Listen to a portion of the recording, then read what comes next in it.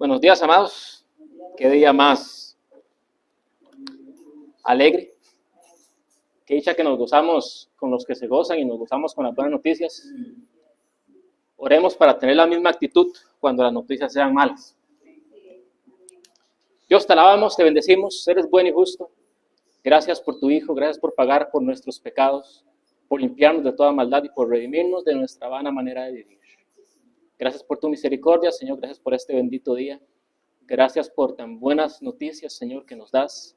Realmente nos gozamos como un cuerpo, como el cuerpo de Cristo que somos. Gracias por todo este tiempo motivado en nuestro corazón para orar por nuestras hermanas y que eso nos motiva a seguirlo haciendo, Señor, porque la oración tiene poder. Amén.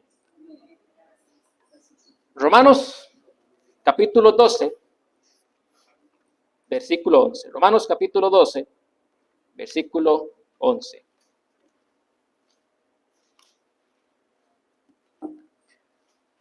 Vamos a ver la vida de una mente renovada. De hecho, todo lo que vamos a ver de Romanos capítulo 12:1 hasta el final de la carta es la vida de una mente renovada. La vida de una mente renovada. Hemos entrado a la parte práctica de la carta a los romanos. Entonces, como el eje central o el eje motivacional por el cual Pablo nos enseña todos estos preceptos o todas las prescripciones que encontramos aquí, se basan en la misericordia de Dios. Véanlo en Romanos 12:1. Así que, hermanos, os ruego por las misericordias de Dios. ¿Qué nos ruega? Que presentemos nuestros cuerpos como un sacrificio vivo, santo y agradable a Él. Entonces, el eje motivacional de Pablo para todo lo que nos va a enseñar es la misericordia de Dios. Si no conocemos la misericordia de Dios, si la misericordia de Dios no nos importa para nada, créame que usted no va a vivir una vida así. Créame que usted no va a vivir una vida santa.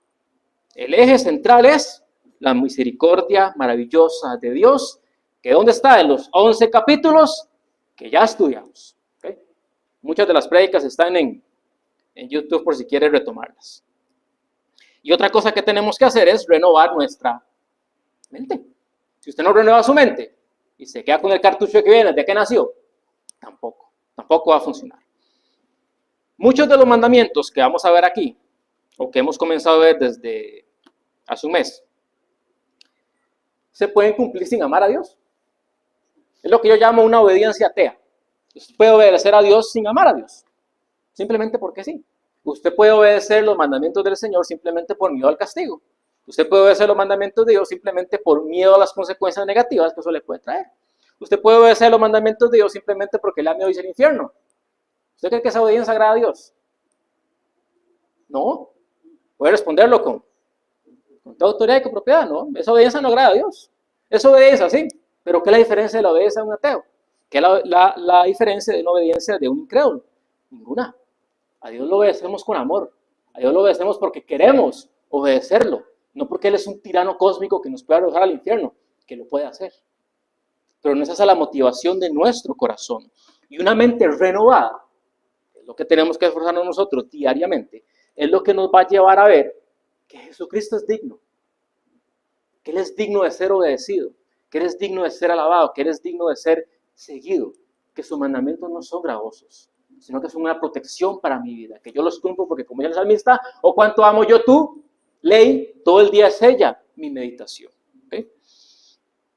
El versículo 11, ahí en Romanos capítulo 12, versículo 11, dice,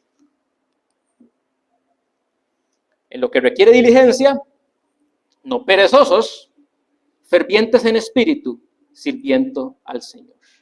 Entonces, ¿qué vamos a hablar? Van a ver que en estas prédicas de Romanos van a ser muy semejantes a cuando ahorita nos predica Proverbios. Es decir, son como varias sentencias, varias cosas que debemos hacer. No es una larga retahíla teológica, como vimos en los capítulos precedentes de Romanos, sino que son como varios preceptos que a veces no van a estar ligados uno con el otro, a menos que uno le acerque alguna aplicación. ¿Qué vamos a hablar aquí en el primer lugar? De la pereza. La pereza y el fervor son las cosas que el Señor nos habla aquí. En primer lugar, y esto Lito lo ha predicado mucho porque ya ha avanzado en esos capítulos de Proverbios, el Señor critica mucho la pereza, tanto la pereza física como la pereza espiritual. Así que no voy a ir a todos los pasajes por un tema de tiempo, pero voy a nombrar en el libro de los Proverbios qué nos dice el Señor acerca de la pereza, o acerca del perezoso, no tanto de la pereza como actitud, sino de la persona que la practica. El perezoso es como vinagre a los dientes y humo a los ojos. ¿Usted ha trabajado con un perezoso? ¡Qué pereza! ¡Qué pereza! Es como vinagre a los dientes y humo a los ojos. Dice que es como un seto de espinos. Dice que desea mucho, pero nada alcanza. Obvio, porque es un perezoso. Es una carga para los demás. Es mentiroso e inventor de excusas. Proverbios 26:13 dice el perezoso: el león está en la calle, por eso no sale a trabajar. Se inventa cualquier cosa para no hacer lo que tiene que hacer. El león está en la calle. Yo recuerdo la primera vez que leí ese proverbio. O sea, que es el colmo. Las cosas que las personas hacen con la pereza. Sí, voy a leerles dos pasajes que nos van a hablar de que realmente existen consecuencias materiales o consecuencias físicas negativas con la pereza. Proverbios 19:15 dice: la pereza hace caer en un profundo sueño y el alma negligente padecerá hambre. El que no trabaje, que no coma, lo siento mucho. Eclesiastés 10:18: por la pereza se cae la techumbre y por la flojedad de las manos se llueve la casa. En otras palabras, repercute de una manera muy gráfica en nuestra vida física. Pero la pereza, este fue el que vimos anteriormente. La pereza del perezoso no es pereza en todas las circunstancias. Hay cosas que al perezoso no le dan pereza, ¿verdad? No todo le da pereza. ¿Qué cosas no le dan pereza? Las cosas que le producen placer, las cosas que le gustan, las cosas que de alguna manera le producen felicidad. Para eso sí está presto y para eso sí es diligente, para lo que le gusta, ¿ok? Pero no para lo propio. No quiere decir que lo que le gusta sea lo correcto, evidentemente. La pereza espiritual es igual de dañina, pero es más ofensiva. La pereza espiritual dice que Dios no es tan asombroso y por eso me aburre. Dios no es tan digno, Dios no es tan glorioso, Dios no es tan grande, Él no es tan santo y por eso me aburre. ¿Se dan cuenta del ofensivo que es nuestra pereza espiritual en relación con el Señor? Vamos a Hebreos 6, capítulo 9, para ver por qué surge la pereza en nuestra vida. Hebreos, capítulo 6, 9 al 12. Ay, gracias, Rolito. Aquí tengo una. Esto es más grande. Gracias, Alita. 6:9. Pero en cuanto a vosotros, oh amados, estamos persuadidos de cosas mejores y que pertenecen a la salvación, aunque hablemos así. Porque Dios no es injusto para olvidar vuestra obra y el trabajo de amor que habéis mostrado hacia su nombre, habiendo servido a los santos y sirviéndoles aún. Pero deseamos que cada uno de vosotros muestre la misma solicitud hasta el fin, para plena certeza de la esperanza, a fin de que no os hagáis perezosos, sino imitadores de aquellos que por la fe y la paciencia heredan las promesas. Con base en ese pasaje, ¿por qué surge nuestra pereza espiritual? Porque no estamos persuadidos, no estamos convencidos del llamado que tenemos. No sabemos quiénes somos, no sabemos lo que hemos recibido. Y como no sabemos lo que hemos recibido y no sabemos lo que tenemos en Cristo Jesús y lo que significa la vida eterna y para dónde vamos, todo lo que es espiritual nos da pereza. Sí.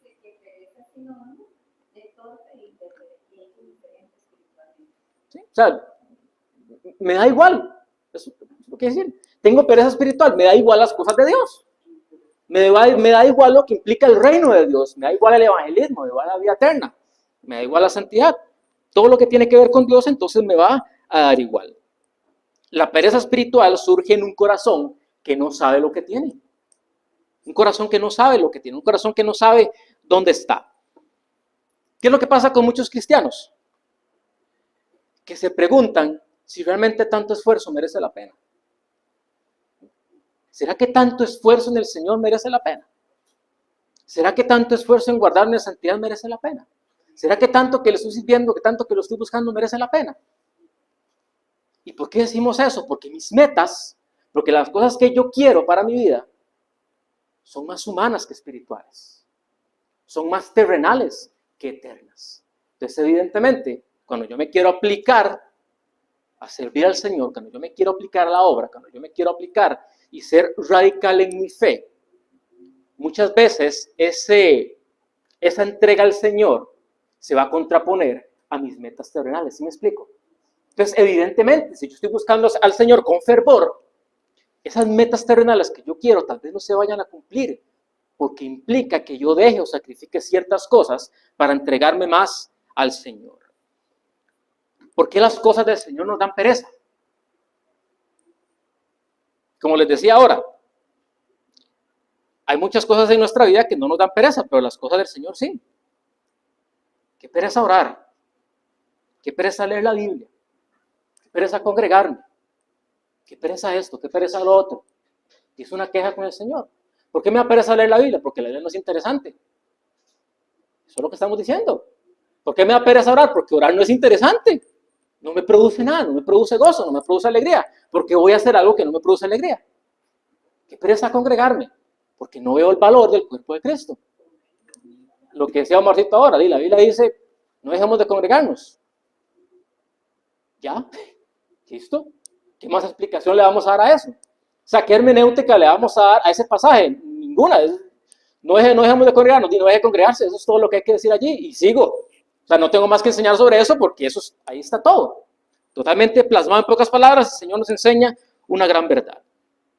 La sana doctrina, y eso es una de las razones por las cuales nos da pereza lo espiritual. La sana doctrina muchas veces es llamado radicalismo. O muy extremismo. Es que usted es muy radical en eso. Usted es muy extremo en eso. Tampoco así. Tampoco así la gente se está condenando. Y lo que pasa es que la sana doctrina atenta contra mi sensualidad. Y eso es lo que no me gusta. Yo no quiero nada que atente contra mi sensualidad. Por sensualidad no me refiero a sexualidad. Sensualidad me refiero a todo lo que es sensitivo, ¿verdad? Sensorial. Eso es lo que me refiero. Gracias, Omarcito. Si no, no lo hubiera explicado. Ya aprendí yo. Pero hermanos, solo la sana doctrina es la que ha traído los grandes avivamientos a través de la historia, ninguna otra. La sana exposición de la palabra del Señor es lo que realmente trae cambios visibles y certeros en nuestra vida. Porque es la palabra de Dios. ¿A quién iremos? Si solo tú tienes palabras de vida eterna. ¿Okay? Ahora bien, dejando de lado la pereza, Pablo hace un contraste. En vez de ser perezosos, tenemos que ser fervorosos en nuestra fe. Hechos 5:41 dice que Pedro y Juan salieron azotados después de que casi que los obligaron a dejar de predicar el reino de Dios. Y el texto dice que salieron gozosos porque estaban siendo golpeados, porque estaban siendo feridos, porque habían sido latigados por causa del nombre. Para ellos, Cristo era tan glorioso y Cristo era tan digno que cualquier cosa que pudieran hacer por Jesús, aunque fuera ser latigados, era algo de gozo, era algo digno, era algo que podían repetir una y otra vez. Ese es Jesús para mí. ¿Qué imagen tenían ellos de Jesús? ¿Cómo veían a Cristo? ¿Como lo enseña la Escritura? ¿Como lo enseña el mundo? O tal vez como lo tengo yo en mi mente, que no se acopla mucho a la palabra del Señor. Pero cuando Cristo sea infinitamente glorioso en mi vida, Él nunca me va a dar pereza, porque Él es el eterno Dios. Dios eterno, asombroso, glorioso, precioso. Es la roca preciosa que desecharon los constructores, pero para nosotros es hermoso. Aquel a quien vos amáis sin conocer de una manera física, evidentemente. Ese es el fervor que hay en nuestra vida, o que debería haber en nuestra vida. El fervor de buscar al Señor. La psicología del entusiasmo, un poquito de psicología, valga la redundancia. La conducta humana funciona así. Esto es muy sencillo. Las cosas que nos entusiasman son las que amamos. Las cosas que nos entusiasman son las que nos atraen. Las cosas que nos entusiasman son aquellas que nosotros vemos que nos pueden producir un beneficio, ya sea material o un beneficio en términos de felicidad. Y por eso es que nos entusiasman y por eso es que vamos detrás de esas cosas. ¿Ok? Aquí no estoy diciendo nada malo o bueno, simplemente estoy diciendo cómo funciona el entusiasmo y cómo funciona en nosotros en nuestra psicología. ¿Por qué no nos entusiasman las cosas del Señor? ¿Ok? Si lo que acabo de decir es cierto, es porque no consideramos que hay un beneficio allí en buscar al Señor. Es porque aquello que me da el Señor no me causa felicidad. Entonces el problema en qué está en el Señor. En mí. Por eso Romanos capítulo 12, versículo dice que tenemos que transformar, renovar nuestra mente, para que yo deje de pensar que las cosas del Señor son aburridas o que las cosas del Señor son una carga y comiencen a ser un gozo en mi vida, que comiencen a ser el principio de mi existencia. ¿Recuerdan cuando Jesús está hablando con la mujer en San Juan capítulo 5? Están hablando acerca de adoración. Los discípulos llegan y ven a Jesús después de hablar con ella. Y ellos tenían hambre. Entonces le dicen a Jesús, Jesús, come. Porque si el maestro no come, ellos no van a comer. No eran tan malos los muchachos. Entonces dice, Señor, come. Y el Señor le dice, yo tengo una comida que ustedes no conocen. Y mi comida es hacer la voluntad de el que me envió, que culmine su obra. Jesús está diciendo, el principio de mi existencia, la razón por la cual yo estoy aquí, la razón por la cual respiro, la razón por la cual hablo y me muevo, es hacer la voluntad de mi Padre. Nada me produce más alegría, mayor gozo y mayor paz que hacer la voluntad de aquel que me envió. Que esa sea nuestra comida en nuestra vida. Que ese sea nuestro principio de vida. Y nunca las cosas del Señor les pondremos excusas. Porque es lo que yo quiero hacer. A veces me decían, es que para usted ir a la iglesia es muy fácil, porque usted quiere ir. Sí, obvio.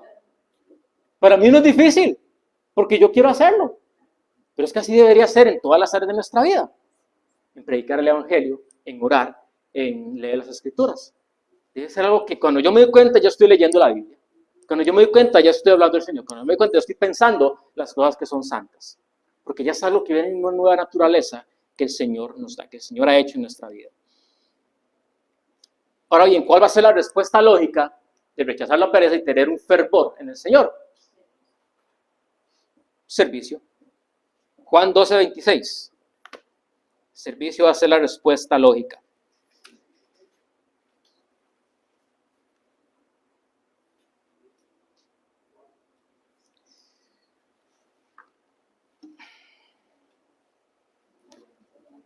Cuando usted ama a alguien, usted le sirve. ¿O no? Cuando usted está enamorado de alguien, usted quiere hacer todo lo que usted pueda por el bienestar de esa persona. La felicidad de aquella persona es tu felicidad. Cuando amamos, queremos servirle a esa otra persona que le amamos. Cuando usted ama a Dios, la respuesta es más que lógica, ¿verdad? Recordemos, como decía Marcito ahora, que el servicio no es una actividad religiosa que hacemos los domingos. ¿Usted qué sirve? 2 horas los domingos y el resto de las horas de la semana. Esto es la puntica del iceberg. O sea, esto iba a decir que no es nada, pero es que suena ofensivo. O sea, es tan poquito, 2 horas a la semana, que yo no puedo decir que esto es en lo que sirvo. Es parte de un gran servicio que damos al Señor todos los días y todas las horas.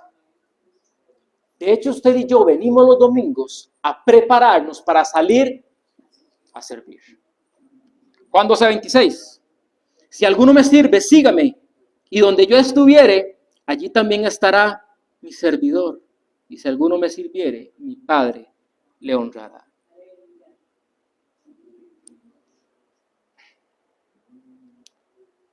El Espíritu Santo mora en usted, ¿verdad? Entonces, donde sea que usted va, usted lleva la gloria de Dios. Por eso la Biblia nos dice que somos embajadores del Señor, ¿verdad? Jesús dice aquí, donde sea que yo esté, allí estará mi servidor. Y como Cristo siempre va con usted, donde sea que esté Cristo, está usted. Y donde sea que esté usted, va a haber sí o sí un servidor. ¿Okay? Cuando usted es sacado del mercado de esclavos y se le da un nuevo corazón, cuando usted ha nacido de nuevo y se convierte en un hijo de Dios y es adoptado en la familia de Dios, usted automáticamente es un siervo. No es que usted viene a Cristo y lleva un curso de servidores. Usted nace de nuevo y se vuelve cristiano y automáticamente es un servidor. Allí donde está Cristo, estará mi servidor. Es que aquí lo dice la palabra de manera muy clara.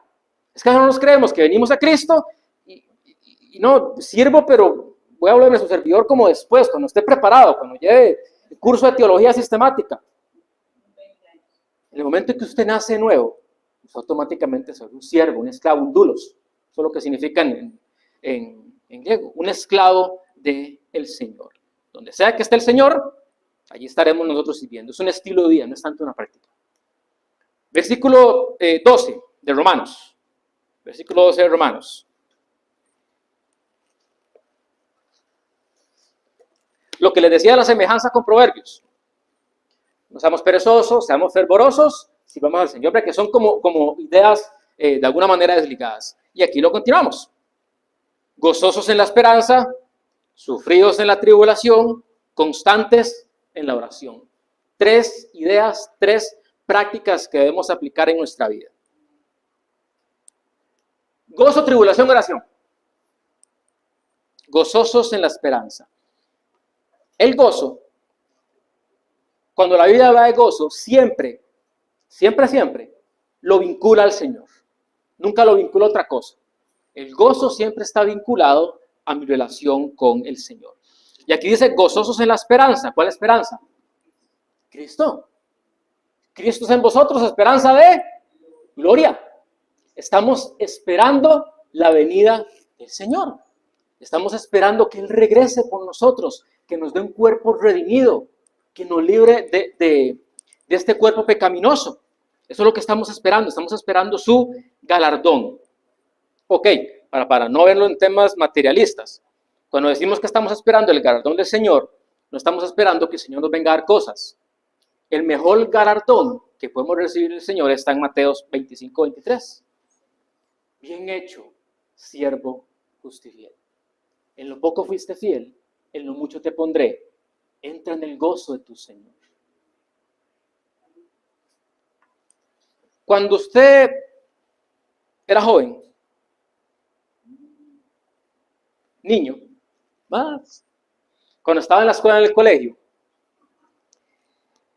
no era agradable llevarle a sus papás unas buenas notas, que él se agradara en eso. Sí, no los papeaban, pero... Bueno, a mí me alegraba mucho ver la sonrisa de mamá. Me alegraba mucho. Más que la nota en sí, que me daba igual, ver la alegría de ella era la gran motivación. ¿Okay? Porque yo la amaba, evidentemente. Y lo que quiero decir es que Jesús es el ser máximamente sublime y maravilloso que existe. Es lo máximo, es lo que nosotros aspiramos a agradar en este mundo. Agradarlo a Él debe ser tan rico. Agradar al Señor debe sentirse uno tan feliz. Yo no sé lo que vayamos a sentir, pero estar allá en el cielo y ver al Señor que nos diga, mira, a pesar de todo, de las dificultades, de que sé que te costó en estas áreas, lo hiciste bien. Me agrado de cómo viviste. Estoy feliz por ti. Debe ser maravilloso agradar al Señor de esa manera. Ese es el gozo de nuestra esperanza, la venida del Señor para ver su rostro alegre sorbiéndonos a nosotros. Y no como dice el apóstol Juan en su carta, que volteemos de él el rostro avergonzados. Debe ser terrible. Ahora bien, ¿Cómo vivir en gozo? Que esa es como la aplicación práctica. ¿Cómo vivir siendo felices? La palabra de Dios en Gálatas nos enseña que el gozo es un fruto del Espíritu, ¿verdad? Así que, ¿dónde habría que buscar el gozo en nuestra vida? En el Espíritu, ¿verdad? En el Espíritu es que buscamos el gozo en nuestra vida. Si alguno quiere tamales, puede salir. Juan capítulo 15, versículo 11, vincula el gozo con las palabras de Jesús. Estas cosas os he hablado para que en mí tengáis gozo y vuestro gozo sea completo. Yo no sé si usted quiere ser feliz. Yo quiero ser feliz. Perdón, sí, tal vez sea un hedonista o un, no sé, pero ya, yo quiero ser feliz. Yo quiero ser feliz aquí y ahora, y evidentemente en la eternidad. Y aquí la palabra de Dios me dice que la felicidad está en una persona.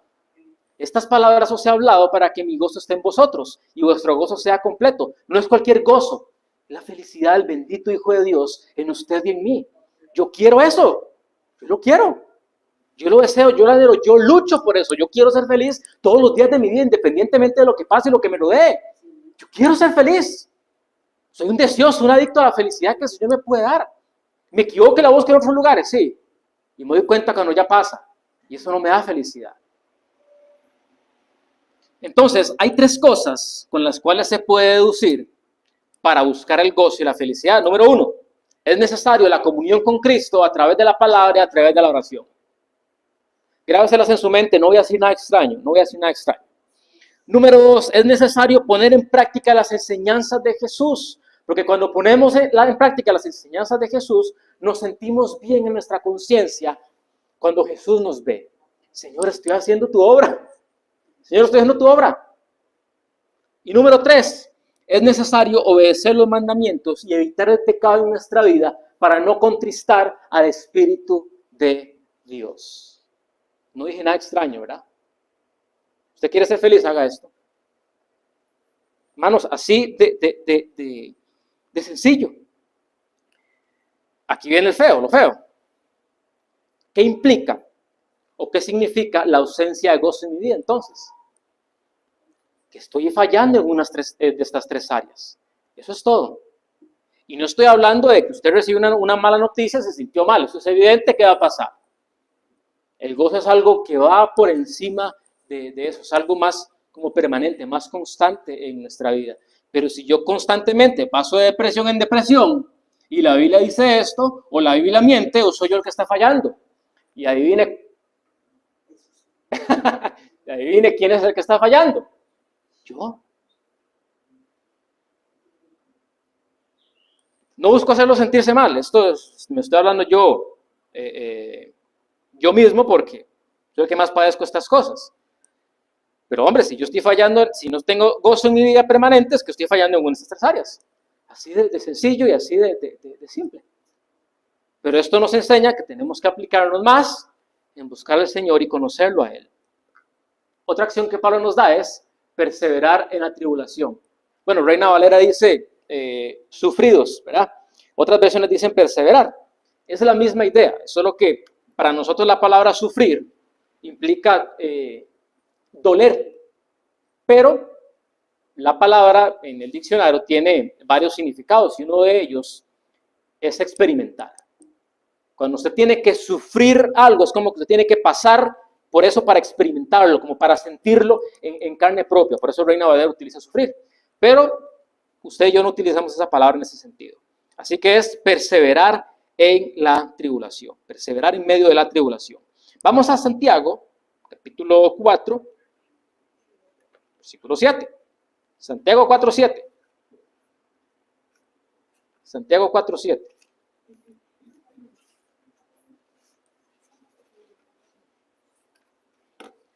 Santiago 4, 7.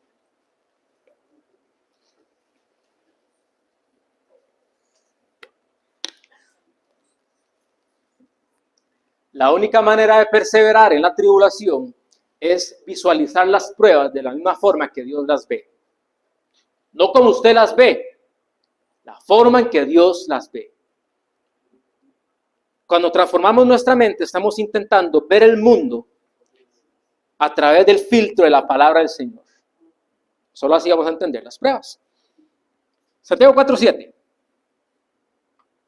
Por tanto, hermanos, tened paciencia hasta la venida del Señor. Mirad cómo el labrador espera el precioso fruto de la tierra, aguardando con paciencia hasta que reciba la lluvia temprana y la tardía. Tened también vosotros paciencia y afirmad vuestros corazones, porque la venida del Señor se acerca. Sí, voy a leer hasta el 12.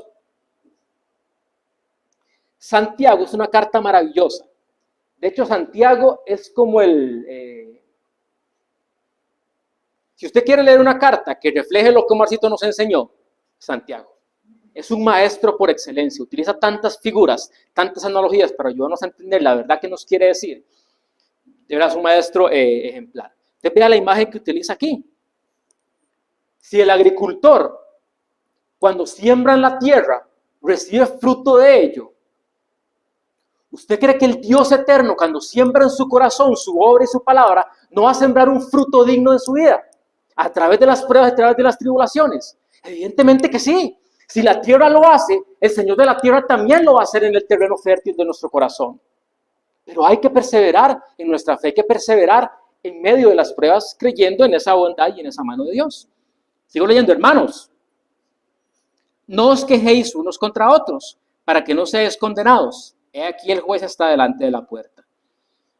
Hermanos míos, tomad como ejemplo de aflicción y de paciencia a los profetas que lavaron el nombre del Señor. He aquí tenemos por bienaventurados a los que sufren.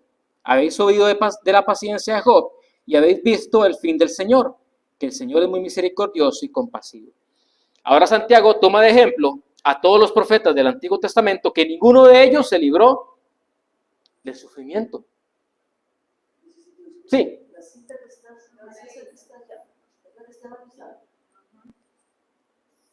No, es la 5, perdón. Sí, 5. Es que el 5 me queda oculto aquí. Y ahí lo puse mal. 5:7. 5:7 en adelante. Santiago utiliza a los profetas para ayudarnos a entender que ninguno de ellos se libró del sufrimiento. Y si ninguno de ellos se libró del sufrimiento, ¿qué nos espera a cada uno de nosotros? ¿O qué podríamos esperar en nuestra vida? Si al padre de familia llamaron Belzebú, ¿cuánto más a sus hijos? ¿verdad? Si a ustedes los odian, dice el Señor, tranquilos, a mí me odiaron primero.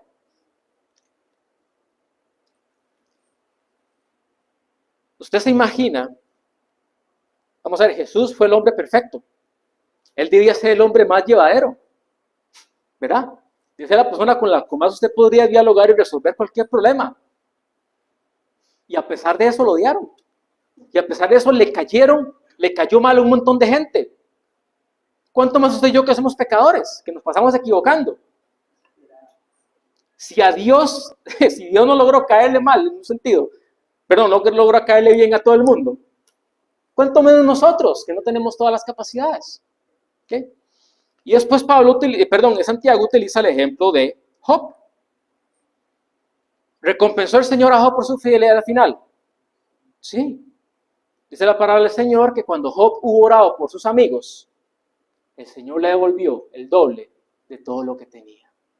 Honró su fidelidad, porque el Señor honra a los que le honran.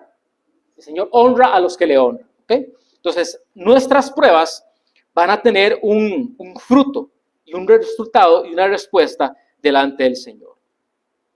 Para que no nos vayamos con una mala idea, puede ser una excelente noticia como contamite con su live, o puede que no sea una buena noticia desde nuestra perspectiva, pero sí para otras personas. Y me explico. Muchas veces, uno lo ve en el mundo secular, cuando un niño pequeño muere por alguna enfermedad, sus padres son tan tocados por ese evento que crean una fundación en ayuda en relación con lo que murió el niño. ¿Me explico lo que quiero decir? Muchas veces esas dificultades tan difíciles, valga la redundancia, mueven a las personas a hacer muchas cosas. O le enseñan o impactan las vidas de muchas personas en otros continentes, en otros países, en otras épocas, que usted no tiene ni idea. Usted no tiene ni idea de cómo su vida puede impactar a personas de las cuales usted no conoce. Y cuando lleguemos al cielo, tal vez nos daremos cuenta. Lo que usted sufrió, lo que usted vivió, tal vez usted no recibió la respuesta que usted quería. Pero esa historia impactó a esta persona en Italia, en América, en Taiwán. Y esa persona vino a Cristo. O Dios utilizó su historia, tu historia, para traer a la persona a la fe. Y usted lo va a encontrar allá en la eternidad. Que todo lo que usted sufrió no fue en vano. No fue en vano y nunca será en vano si realmente usted tiene un Dios que es soberano. Si realmente usted tiene un Dios que gobierna sobre todas las circunstancias de nuestra vida. David dijo, en tu libro están escritas todos mis días, toda mi historia. Y si yo tiene una redoma con todas nuestras lágrimas para enjugar todas y cada una de ellas. Nuestra tribulación nos ayuda a conocer al Señor, evidentemente. Y ayuda a limar todas las asperezas de nuestra vida. Todas las asperezas de nuestra vida. Finalmente, perseverar en la oración. Como les decía, tal vez estas acciones, estos mandamientos que Pablo nos da, no tienen como una consecuencia lógica, pero la podríamos aplicar. Si yo no soy perezoso, si yo soy fervoroso en mi fe, si estoy sirviendo al Señor, voy a tener más ánimos en buscar al Señor. Evidentemente, ¿qué voy a hacer? Voy a orar. La oración es la práctica menos practicada en el cristianismo. Mano, no nos gusta orar. Yo a veces tengo que obligarme a orar. Mi carne no quiere arrodillarse delante del Señor.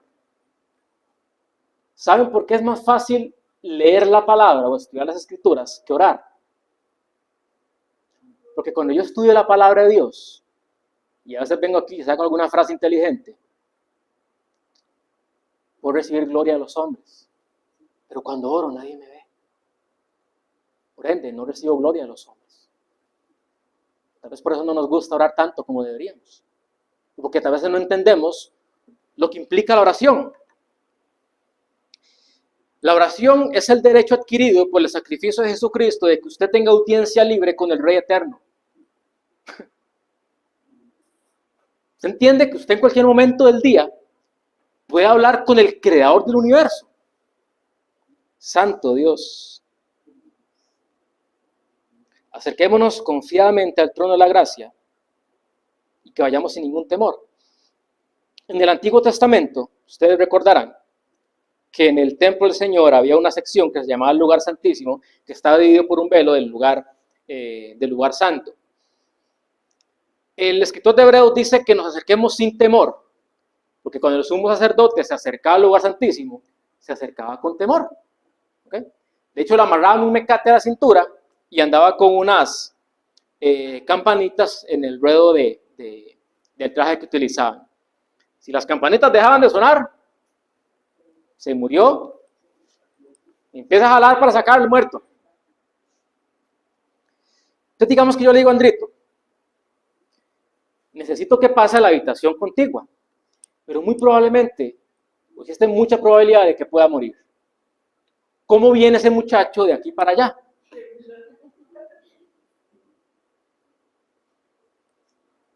La aterradora presencia de la santidad del Señor. ¿Sí? Temor reverente del Señor. Moisés, vaya a hablar usted con el Señor porque vamos a morir. Su presencia es tan poderosa. Parece que ese monte, como si fuera el monte Chirripó, estuviera humeando, estuviera ardiendo. No podemos soportarlo, no podemos tolerarlo. Es demasiado para nosotros. Somos tan humanos, somos tan carnales que no podemos tolerar la presencia sublime del Señor. Todo profeta que tenía una visión del Señor se perdía sus fuerzas, perdía sus energías y sentía que iba a morir. Porque era tan grande, tan sublime, tan santo, que no podían tolerarlo. Pero el Señor muere en la cruz para que usted y yo podamos entrar libremente, sin ningún temor, a la presencia de ese Rey eterno, supremo y maravilloso. Y por eso partió el velo de arriba para abajo. ¿Usted no considera que no entrar continuamente a la presencia de Dios es una gran ofensa a la sangre de Jesucristo derramada por usted y por mí?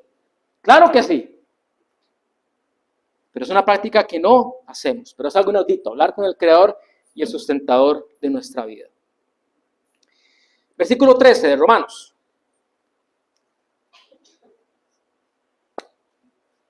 Aquí viene hablando de otro tema. Compartiendo de lo que Dios nos ha dado. Compartiendo de lo que Dios nos ha dado. Dice el 13.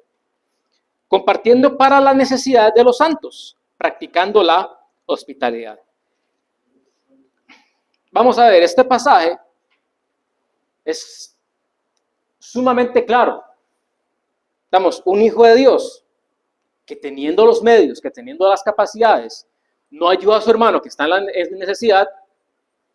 Yo no sé qué Biblia está leyendo. Pues es de lógica, ¿verdad? Si usted tiene los medios para ayudar al hermano que está en necesidad, usted va y lo hace. Con gozo y con alegría porque usted ama al hermano, ¿verdad? Si Pablo lo dice, puede ser por algo, ¿verdad? Porque tal vez había como un deje de tacañería, deje de vanidad en nuestro propio corazón. Por eso Santiago en el capítulo 2, versículo 15, se nos dice que la fe sin obras está muerta. Bueno, y ahí menciona, si tu hermano está hambriento y tiene frío, y usted simplemente lo bendice, le dice vaya con Dios y ora por él, y no le da lo que él necesita para solventar esas necesidades, usted es peor que un impío, un incrédulo.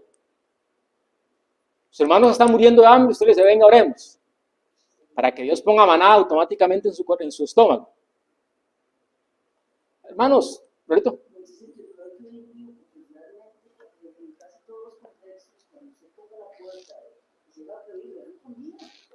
Sí, claro. Okay.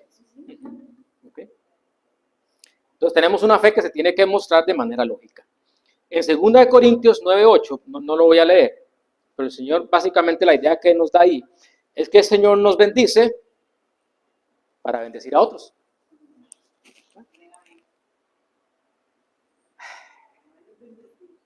A veces creemos que el salario que recibimos es como un premio a la labor que yo hago. El salario que usted recibe es una dádiva del Señor, por medio de un trabajo, por medio de un patrono, por medio de lo que sea, pero sigue siendo el Señor y sigue siendo algo que el Señor nos da y que no es nuestro en un sentido absoluto, sigue siendo todo de Él. El Señor me da las cosas que me da para que yo las administre para su gloria y para su reino. Entonces, un cristiano que gane 1 millón y tenga un corazón cerrado, no sé, el Señor nos da o nos suple para que usted y yo podamos bendecir más, para que podamos ayudar más, para que podamos socorrer más a aquellos que están en necesidad. Y evidentemente con todo, ¿verdad? Si el Señor nos da capacidades para enseñar, enseñe. Si nos da capacidades para consolar, consuele. Si nos da capacidades para servir, sirva. Si da capacidades para limpiar las sillas, hombre, límpielas. Eso es básicamente lo que quiere decir aquí. Todas las bendiciones que recibimos no son directamente para nosotros, sino para ponerlas en beneficio de la obra del Señor. Otro elemento que Pablo menciona es la hospitalidad. La hospitalidad en los tiempos bíblicos era algo sumamente practicado y culturalmente y socialmente era visto como, no sé, como lo mejor que una persona pudiera hacer, ¿verdad? Ustedes recuerdan el caso de Lot, cuando tenía de invitados a Los Ángeles, a los extremos que él llegó para que el pueblo de Sodoma y Gomorra no afectara la hospitalidad que él estaba realizando. Usted no tiene que hacer lo que hacía Lot, ¿verdad? Lo que quiero decirles es la visión que las personas tenían acerca de la hospitalidad. Evidentemente no hay que comportarse de esa manera, pero es que realmente tenía un valor muy grande en el Antiguo Testamento y en el Nuevo Testamento. Y de manera muy lógica, ¿verdad? Recuerden que en aquellos tiempos no existía el bus. Y si una persona tenía un camello, era como tener un carro. Pues la mayoría de las personas iban caminando en caravana miles de kilómetros. Entonces era muy normal que existiera esa hospitalidad, ayudar a esa persona, darle por lo menos donde pasara la noche, satisfacer su necesidad de agua y comida, para que siguiera su camino. Era algo muy bueno. Es que por mera lógica lo es, ¿verdad? No todos tenían el dinero y las capacidades de pagar un mesón para pasar la noche ahí. En los tiempos del Nuevo Testamento era exactamente la misma idea, solo que en el Nuevo Testamento ya no estaba vinculado tanto a un mero transeúnte, sino al evangelismo. Los evangelistas itinerantes que iban a diferentes lugares y moraban en las casas de sus hermanos, que les daban esa hospitalidad. Porque, hermanos, los cristianos eran despojados de todo lo que tenían. ¿Cómo iban a pagar un alquiler en un mesón? Simplemente no tenían nada. Y yo les digo, ustedes van, apenas van con un bastón y con la ropa que tienen, a ver qué pasa por allá. Pero el Señor en su providencia levantaba personas que les daban ese sustento. Digamos que en el tiempo actual ha cambiado en un sentido. Pues evidentemente sí, porque ya los cristianos no somos despojados de todas nuestras riquezas. Y ningún misionero sale del campo misionero sin ser auspiciado por una congregación. Una congregación que lo avala, que satisface sus necesidades, aunque él pase las dificultades por allá. Entonces el punto de aplicación para nuestra vida es qué tanto tengo yo mi corazón para ayudar al hermano que está en necesidad. ¿Okay? Si a un hermano, y esperemos en el Señor que nunca pase, pasa un desastre natural y se quedan sin casa, ¿usted y yo qué vamos a hacer? Orar por él para que mágicamente se construya piedra sobre piedra. Bueno, eso no va a pasar. Por más que usted ayune, un recibo de la luz no se va a pagar solo. Es más, aquí la apertura de mi corazón en cómo satisfacer las necesidades de mi hermano en razón de lo que yo puedo dar. Usted no le va a dar cobijo y techo a cualquier persona. En estos tiempos no se puede. Más usted tiene hijas en casa. Por favor, si usted va en la calle y ve un carro estacionado que está varado, ya la gente no se detiene. Y yo no me detendría, perdón. Pero ha pasado tantas cosas que el mundo de la cultura ha cambiado mucho. Tristemente, tristemente. No estoy diciendo que esté bien. Versículo 14. Bendecid a los enemigos. Bendecid a los que os persiguen. Bendecid y no maldigáis. Dice el versículo 14 de Romanos capítulo 12.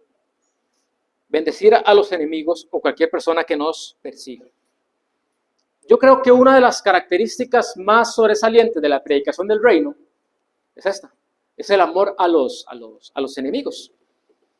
Y esta práctica, cuando usted la analiza muy humanamente, es contra natura, o sea, atenta como contra el sentido común, porque ¿cómo usted le va a hacer bien o va a bendecir a aquella persona que le hizo mal? Hombre, es como complicado. Y por eso a la gente le dicen que es, en vez de manso, que es menso. Es totalmente contra natura. Vamos a Lucas capítulo 6, versículo 27. Lucas capítulo 6, versículo 27.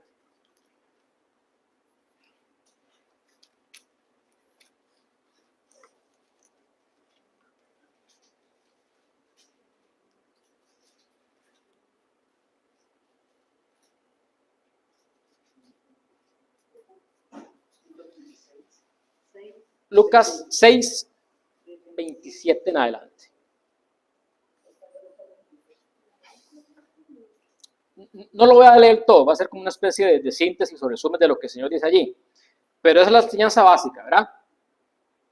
Pero a vosotros los que oís os digo, amad a vuestros enemigos, haced bien a los que os aborrecen, bendecid a los que os maldicen y orad por los que os calumnian. Señor, ¿por qué? ¿Por qué debería hacerlo? Y el Señor responde, porque yo lo hice.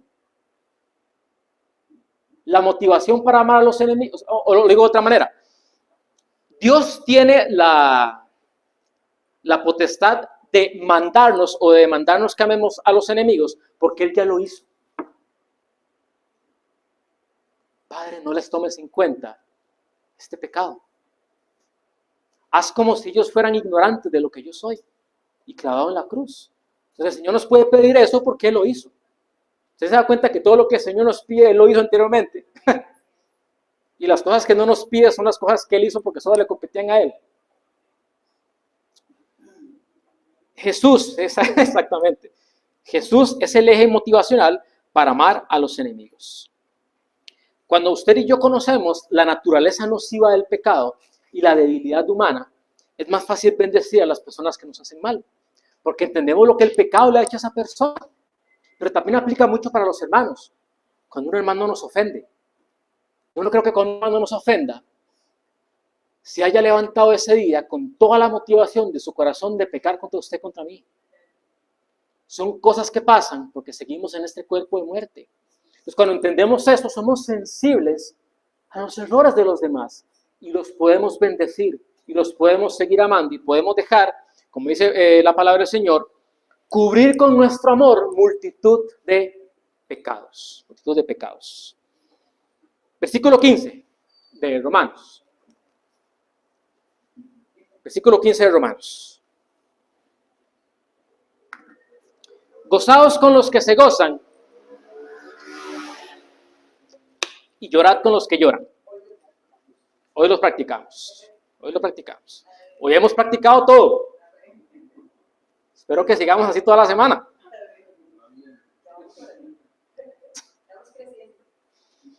Ya casi termino. Es más fácil llorar con los que lloran que gozarnos con los que se gozan. ¿Por qué es más fácil? Porque, digamos, si usted pasa una prueba, a menos que yo sea un psicópata, yo me voy a doler por lo que usted está sufriendo y te voy a acompañar en oración y en consejería, en todo lo que sea necesario, porque te amo y me duele lo que estás pasando. Pero ojo con lo que viene. Muchas veces, cuando las personas a mi alrededor están recibiendo bendiciones, como lo que usted lo quiere interpretar, sus oraciones están siendo respondidas, están recibiendo lo que quieren, están recibiendo lo que buscan, y yo no.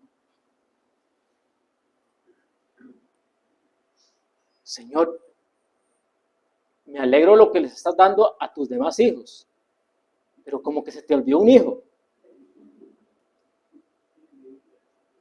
Me alegro realmente, Señor, lo que están recibiendo, pero yo, Señor, ¿qué pasa conmigo? Pura envidia, pura vanidad de espíritu. Realmente no me estoy gozando por las bendiciones por los triunfos de mi hermano. Los triunfos de mi hermano deberían ser mis triunfos, porque son los triunfos de mi propia familia.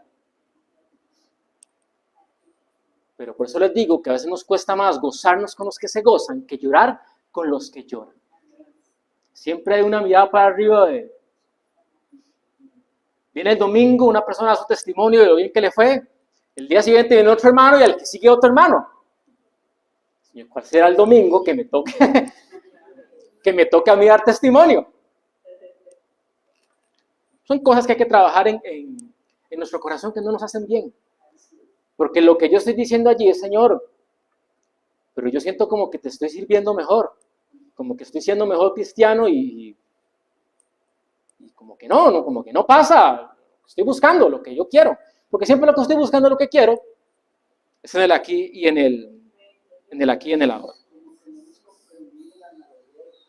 Sí, exactamente. Esto es básicamente la empatía cristiana, tanto en la felicidad como en la alegría.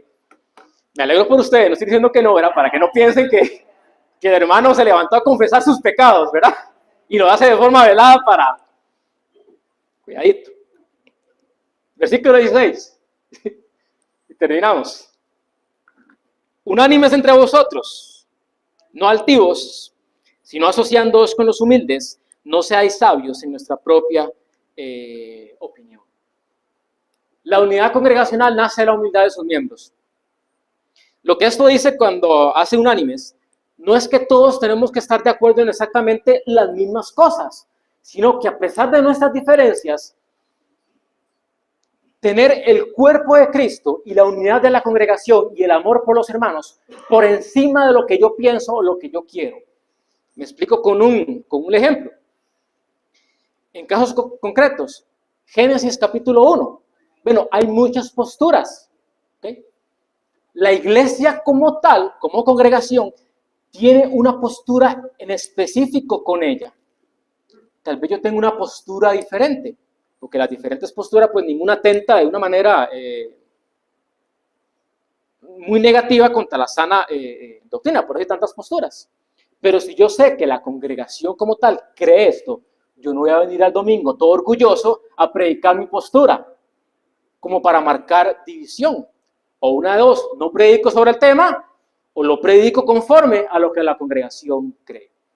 No estoy hablando de atentar contra las doctrinas fundamentales de la fe cristiana, sino es en esos puntos en específicos en que hay controversia, porque hay diferentes puntos de vista. No sé si era Omar la semana pasada o cuándo, quién lo dijo. Hay diferentes posturas, con relación al milenio. Que si antes, que si después, que si esto, que si lo otro. Bueno, la iglesia tiene una postura muy específica. Es la que yo profeso, es la que yo enseño. Si yo no creyera en esa, no la enseño o me acomodo con. Porque vale más la unidad congregacional que mis simples puntos de vista. Y así con los diferentes temas que podemos ver o que tenemos en la palabra de Dios. El punto es la humildad y tener el mismo sentir. Tener el mismo sentir en Cristo Jesús. Filipenses capítulo 2, versículo 5, no lo vamos a buscar, de ahí en adelante, es como el ejemplo claro, a la luz de la vida de Jesucristo, de la humildad, de cómo debemos ser humildes delante del Señor. La raíz de todos los males, la raíz de todos los vicios, el fundamento que alimenta todos nuestros pecados y todo lo malo que hay en nosotros, es el orgullo que habita en usted y que habita en mí. Pero el fundamento de todas aquellas virtudes, de todo aquello bueno, de aquello todo buen nombre, de todo aquello santo para nuestra vida, es la humildad. Jesús no nos dijo que fuéramos poderosos como Él, o elocuentes como Él, pero sí humildes y mansos como Él. ¿Sí? Todos los problemas de nuestra vida se derivan del orgullo. Pablo agrega que debemos condescender con los humildes. Básicamente está diciendo que no hagamos acepción personas. Pablo no está diciendo que usted se relacione con la gente humilde de espíritu, no está diciendo eso, sino que usted se relacione con la gente humilde de manera económica. ¿Por qué? Porque en la iglesia primitiva se estaban creando como estratos sociales. Entonces a mí me gustaba compartir con aquellos que eran más pudientes, o aquellos que eran más bonitos, o aquellos que eran más lindos. Y es lo mismo bueno, aquí gracias al Señor no, pero en muchas congregaciones, hermanos, hay una fila de sillas donde están los VIP. Está otra que son los que ofrendan más, los lados que los que ofrendan con datáfono, atrás los que ofrendan con monedas. Ya los que usted no oye nada. Entonces, ya cuando usted está atrás, usted no alcanza la unción, usted cuando tiran el aceite, ya usted no le pringa, no le llega porque está muy lejos. Esas divisiones todavía se dan. Básicamente lo que estoy enseñando aquí, cuando condescender con los humildes, es no hacer acepción de personas. Ser igual con cualquier persona, independientemente del estrato social de lo que sea esta persona. Y Pablo finalmente cierra con un consejo de sabiduría proverbial. No se crea de más. No somos tanta cosa.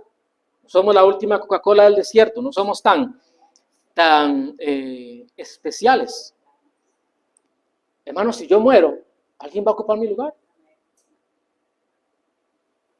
En la familia no. ¿Okay? En la familia no, en la familia usted es indispensable. Usted va a hacer muchísima falta. Pero en el trabajo, o en cualquier grupo social, a veces que la gente se desvive por trabajar y darle su vida a un jefe, y darle su vida a un patrón, y darle su vida a una institución, esa persona se muere y al mes ya tiene su reemplazo. Y a los 5 meses, mira, aquella persona, sí, falleció. Y la maquinaria social de la vida sigue. Entonces usted le da la vida a cosas que no tienen peso eterno y deja lo que realmente tiene un peso y cuando usted falta no invirtió el tiempo allí. No ser sabios en nuestra propia opinión. Y cerramos con Proverbios 3:7. Proverbios capítulo 3, versículo 7.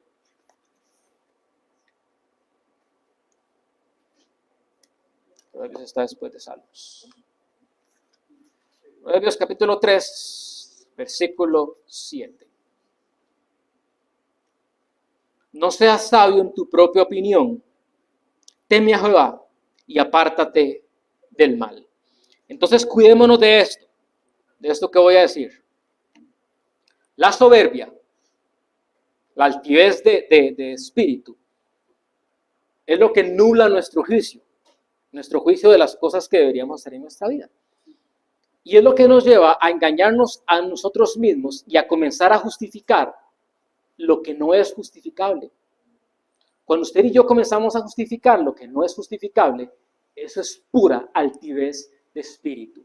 Por eso me gustó tanto como lo enfatizaba Omar ahora. La Biblia dice esto. Lo siento mucho si no le gusta, pero allí está. Pero cuando no está, cuando somos altivos en nuestro corazón, comenzamos a tomar los mandamientos de Dios y comenzarles a darle vuelta y a tratar de entenderlos de otra forma. No es lo que hace el joven. ¿Para qué voy a esperar hasta el matrimonio? Si yo la amo. ¿Para qué voy a esperar si no le estoy haciendo daño a nadie? Como que no basta que la Biblia lo diga, ¿verdad? Ocupamos como un montón de razones psicológicas o sociales o qué sé yo. Eso es altivez de espíritu, justificando un pecado y justificando lo que no es justificable. Vea lo que decía Marito ahora con la congregación. Vea, tantas personas le dicen a uno, no, yo busco a Dios a mi manera. O yo no creo en las congregaciones, yo estoy bien con el Señor. Están justificando lo injustificable, pero están tan duros de servir que se lo creen y por eso pueden vivir de acuerdo a eso. Hermano, y cuando usted y yo nos creemos una mentira, usted no sabe cuánto vamos a sufrir, cuánto vamos a padecer, porque el Señor lo va a quebrar a usted para quebrar esa mentira y usted venga de nuevo a la verdad. Oremos. Bendito Dios, eres alto y sublime, lleno de gracia y majestad, eres hermoso. Por sobre todas las generaciones, tú eres Dios. Gracias, Señor, porque tú volverás con gloria, con poder, con majestad, para dar vida eterna y gozo pleno, Señor, a todos los que hemos estado esperando en ti. Y por eso tu iglesia clama, ven pronto, Señor Jesús. Ven por tu iglesia, Señor. Ven para que toda rodilla se doble ante ti y para que toda lengua confiese que tú eres el Señor para la gloria de tu Padre. Te alabamos por toda la palabra que nos diste hoy y ayúdanos, Señor, a ponerla por obra y no ser necios olvidadizos. Te bendecimos y bendice a mis hermanos para que todas sus cargas, todas sus pruebas, Señor, tú los consueles y los llenes de la esperanza que es en ti. Amén.